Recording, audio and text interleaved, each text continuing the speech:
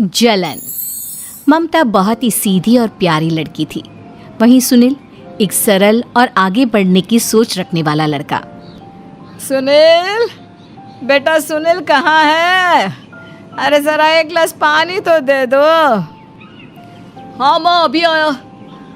क्या माँ, पानी तेरे सर के पास ही तो रखा है, क्या हो गया है? तबीयत खराब है क्या? अरे नहीं नहीं, वो उठने का मन ही नहीं कर रहा था, तो देखा ही नहीं। वैसे क्या कर रहा है? यहाँ बैठ ना मेरे पास। माँ पढ़ रहा था। वो क्या है ना, नौकरी में तो वक्त नहीं मिलता, अब ऑफिस से घर आकर ही तो वक्त मिलता है। अच्छा अच्छा ठीक है, पढ़ ले जा बेटा। सुनील पढ़ लिख कर और आगे बढ़ना चाहता था, लेकिन माँ की तबीयत खराब देखकर सोचता है कि शादी ही कर ले। कब तक माँ का ख्याल वो अकेले रख पाएगा? तो एक दिन, माँ ये ममता है, मैंने इससे शादी कर ली है। तुम्हारी तबीयत भी ठीक नहीं रहती, तो मैंने सोचा शादी कर लेता हूँ। घर संभालने वाली और तुम्हें संभालने वाली कोई आ जाएगी तो अच्छा रहेगा। माँ अचानक से सामने बहू देखकर हैरान रह जाती है। बेटा ये क्या बात होती है? न बैंड, न बाजा, न दहेज, न शगुन, ऐसे कैसे बहू आ गई? माँ तू तो जानती है, मैं नौकरी के साथ पढ़ाई कर रहा हूँ, तो कहाँ से इतना पैसा बचा पाता कि धूमधाम से शादी करता।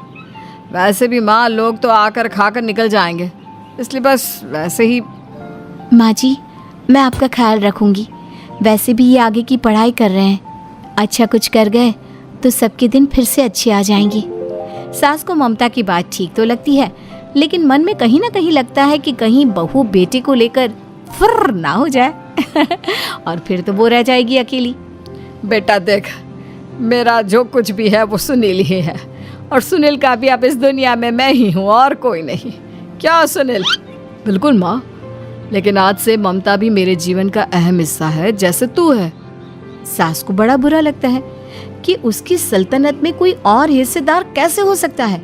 कैसे कोई और उसके 30 साल के बेटे की जिंदगी में अचानक से आकर बराबर का हिस्सेदार बन सकता है। देख बहू, मैं भले थोड़ा बीमार रहती हूँ, लेकिन इसका मतलब यह नहीं कि घर की चीज़ों में मेरा कंट्रोल खत्म हो गया है। मैं आज भी इस घर की रानी हूँ, समझी? बेटा सोचता है कि ये माँ को अचानक से क्या हो गया। कल तक जो माँ कहती थी कि जिंदगी का कोई भरोसा नहीं, वो अचानक से जंग के मैदान की झांसी की रानी कैसे बन गई? माँ क्या हो गया है? सब ठीक है ना? अचानक कैसी बात कर रही हो? ममता का आज पहला दिन है, स्वागत करो उसका।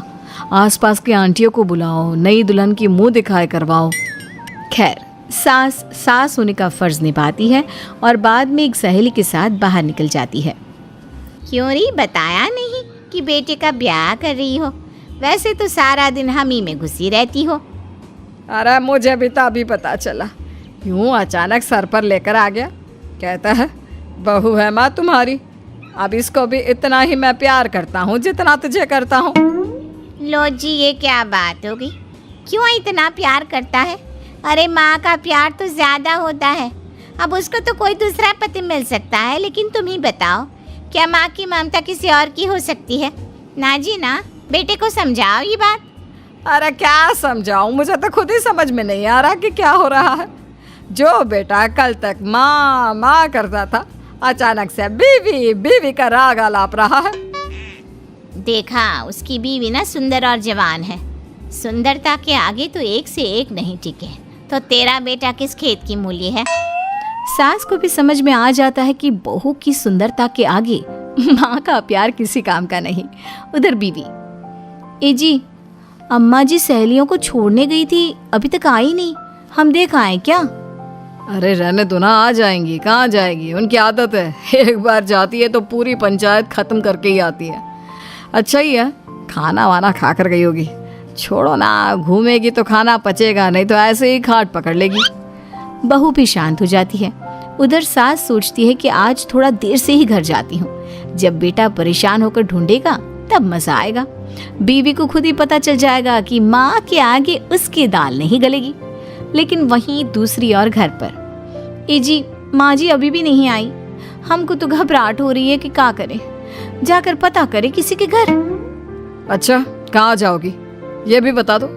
पहला दिन है तुम्हारा इस घर में और एक ही दिन में मोहल्ला छानोगी क्या? हाँ, तो आप भी तो नहीं जा रहे हैं ना, हमको फिक्र हो रही है। अरे यार, ये रोज का है अम्मा का, खाओ और सो जाओ। बस फिर क्या था। बेटा बहू खाना खाते हैं और कमरे में सोने चले जाते हैं। उधर जब सास को कोई देखने नहीं आता तो वो हार कर घर आ जाती है, जहाँ वो देखती है कि सारे घर की लाइट्स बंद है। सास को गुस्सा आता है। बहू, ममता बहू कहाँ हो? लेकिन सारे दिन की थकी बहू को ऐसी नींद आती है जैसे किसी ने भांग की गोली खिला दी हो। वो तो नहीं उठती। उठकर आ जाता है बेटा। अरे क्या बात है अम्मा, काहे चिल्ला रही हो? अरे सो जाओ ना, सुबह की थकी है बहू, वो सो रही है। जोर से बोलोगी तो नींद खुल जाएगी उसकी। माँ को गुस्सा आ जाता है। फिलहाल तो सो जाती है, लेकिन मन ही मन ढेर सारा जहर बहू के लिए भरा होता है। सुबह बहू चाय बना रही होती है कि सास धीरे से गैस तेज कर देती है, जिससे चाय का बर्तन जल जाता है। और जैसे ही बहू चाय का बर्तन उठाती है, उसका हाथ जल जाता है। मेरा हाथ जल गया। वो जोर जोर से चिल्लाकर इधर उधर भागती है कि सास थोड़ी देर में उसके हाथ में पानी डाल देती है। हाय रे बहू, क्या कर रही हो? पहली बार रसोई छुई हो क्या? सासू माँ गलती से गैस तेज रह गई थी और बर्तन जल गया, जिससे मेरा हाथ जल गया। हाय रे, कितना गंदा दाग। छी छी छी छी, मुझे तो उल्टी आ रही है तेरा गला हुआ मांस देखकर। तू ना मुझे अभी साथ से खाना मत लगाना। बहू भी खुद का हाथ देखती है तो उसे भी रोना आ जाता है। कुछ दिनों के बाद सास की सहेली आती है। बहू चाय बनाकर लाती है। उसके जाने के बाद सहेली कहती है, बहू की सुंदरता ऐसी है कि कोई भी दीवाना हो जाए। वैसे तेरे बेटे का क्या हाल है? अरे वैसा ही है, बहू के पीछे लट्टू। क्या करूं, कुछ समझ में नहीं आ रहा। मैंने तो बहू के चेहरे पर दिवाली के पटाखे की चक्री फेंक दी, उसका पूरा चेहरा जल गया। अब देखो ना रही सुंदरता, और ना ही अब मेरा बेटा उसे पूछता है। अरे अब तो वो उसे छोड़कर दूसरी भी देखने को बोल गया है मुझे। बहू सारी बात सुन रही होती है। आंटी एक बात बताइए, क्या भरोसा है कि दूसरी सही आए और आपके अनुसार रहे? देखिए आंटी, मेरी सासू माँ को गलत बात सिखाने की जरूरत नहीं है। हमारा परिवार साथ में खुशी से रह रहा है। देख बहू, मेरी सहेली की बेइज्जती ना कर, वही अच्छा रहेगा तेरे लिए, समझी? बहू नहीं मानती है। वो बार बार उनकी सहेली को घर से निकल जाने को कहती है। तभी सास की सहेली पास के चूल्हे से लकड़ी लाकर बहू के चेहरे पर लगा देती है। बहू जोर जोर से रोने लगती है। अरे ये क्या कर दिया? मैंने कहाँ किया, ये तो तूने किया। तू ही नहीं चाहती थी कि बहू बेटे के साथ रहे, भला मैं क्यों करूँगी? मैं तो चली, निपटो अब। बहू रो रही होती है, दर्द से चिल्ला रही होती है, लेकिन सास उसे डॉक्टर के पास नहीं ले जाती। तभी पति आता है। क्या हो गया ममता? ये दाग कैसे लगा? तुम कैसे जली? ममता कुछ नहीं कहती, बस दर्द से करा रही होती है। पति माँ की तरफ देखता है। हो ना हो माँ, ये पक्का आपका काम है। आप ही ममता से जला करती थी ना। देखना माँ, अब पुलिस आएगी, केस बनेगा, लेकिन पहले मैं ममता को अस्पताल लेकर जा रहा हूँ। सभी अस्पताल जाते हैं, जहाँ डॉक्टर ममता की सास से कहते हैं, आपने तो नहीं जलाया ना बहू को? अब ममता की सास के तो पसीने छूट रहे होते हैं। वो घबरा कर कहती है, ना ना डॉक्टर साहब, कैसी बात करते हैं? हम क्या जलाएंगे अपनी बहू को? डॉक्टर ममता के पति से पूछते हैं। देखिए, क्योंकि ये ससुराल में जली है तो मामला पुलिस का बनता है, तो आप पहले पुलिस को बुलाइए, तभी इलाज पूरा होगा।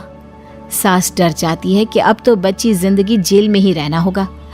रहने दीजिए ना, पुलिस को क्यों बुलाना? सारी हंसी खत्म हो जाएगी जब पुलिस के डंडे पड़ेंगे। बहू को जलाना भले ही बहुत आसान हो, लेकिन उसके बाद सारी जिंदगी जेल की हवा खाना। सास डर जाती है। पुलिस आती है। पास लेटी दर्द से करा रही ममता स्टेटमेंट देती है। तो क्या हुआ था? कैसे जली आप? ममता पास खड़ी सास को देखती है। बेटी बताओ, कैसे जल गई तुम? ओए, काका का किरण वाली शाहरुख, चुप, बिल्कुल चुप। सास चुप। सभी इंतजार करते हैं कि ममता क्या बोलेगी। जी मैं खाना बना रही थी, लकड़ी उड़कर मेरे ऊपर गिर गई और मैं जल गई।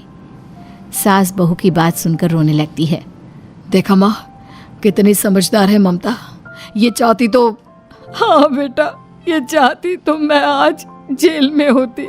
मुझे माफ कर दे, मैं आगे से अभी कभी ऐसा नहीं करूंगी। बहू के साथ मिलकर रहूंगी, मुझे माफ कर।